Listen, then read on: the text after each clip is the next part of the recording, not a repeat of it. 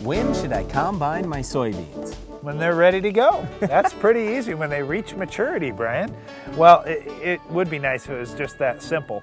But soybeans are a little different animal. You're waiting for that soybean seed to get dry enough that you aren't going to get docked at the elevator or have storage issues, but by the same token, you've got those pods on the outside. They could be a little bit green, the stalks could be a little bit green, and if you're waiting for that whole plant to be crispy and brown and dry, chances are those soybean seeds may only be 7 or 8 or 9% moisture when the elevator allows you to bring 13% moisture beans in with no dockage. So is it a big loss if I'm giving up that 3, 4, 5%? So the reason why we're talking about this today is it's a big deal on your farm when you're harvesting that soybean crop. If it's at 13% moisture versus 8% moisture, in effect, you have hauled 5% more soybeans to the elevator. 5%.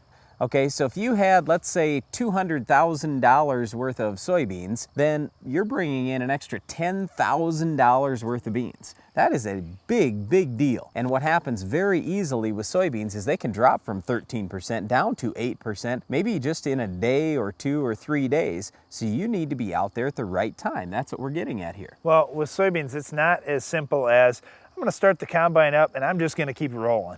And if you farm a lot of acres, that's probably what you're forced to do. Now let's say that you've got a moderate amount of acres, but you can really get through it timely. It's no huge burden on you. Well, why not look at your soybeans throughout the day? Take some when they're ready to go, when things start drying out late in the afternoon, they've been out in the sun all day, and all of a sudden that moisture percent in your beans starts to get down there a little bit. Maybe that's the time you shut off the combine. You go do your tillage, or you start doing your soil sampling or your fertility work, or maybe it's getting something ready for corn harvest that's coming up later on, or you start seeding some winter wheat if it's the right time to do that in your area. What I'm getting at is, just because, hey, I can start combining beans and they're dry, doesn't necessarily mean you just want to keep rolling. Yep, so looking at the flip side of things, let's say you bring 14% soybeans to the elevator. Typically what you're going to get for a dock, if you're 1% higher than what that 13% is, you might give up 2% of the crop. Okay, so that would be just like bringing in 11% soybeans. So 14% would equal 11%.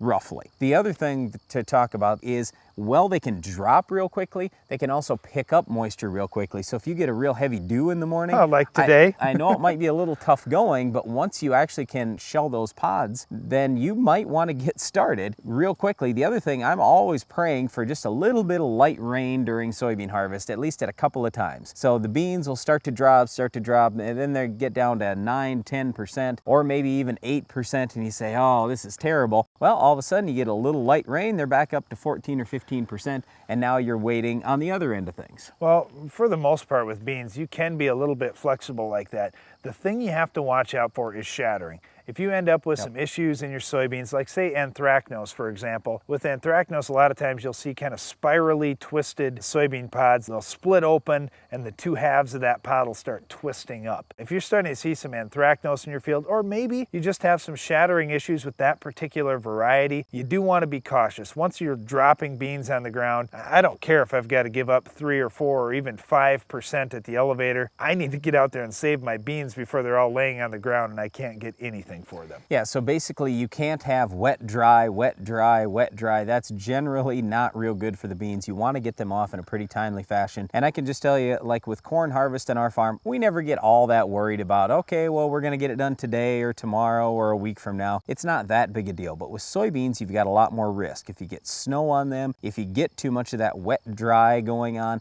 you can start to have some quality issues. You definitely can lose some on the ground. And of course, we absolutely want to get bean harvest done by the time snowfall starts hitting, because it's very easy for snow to push those beans down and we lose them. Well, soybean harvest is a big thing and you need to get it done. Maybe a little bit on the wet side sometimes. You aren't really going to give up that much. It's much better than getting way too dry with those beans. Well, it really has nothing much to do with soybean harvest, but when it comes to weed control, we've got a weed today that is one of the worst problems you can ever have in wheat. We'll talk about how to control it coming up later in the show.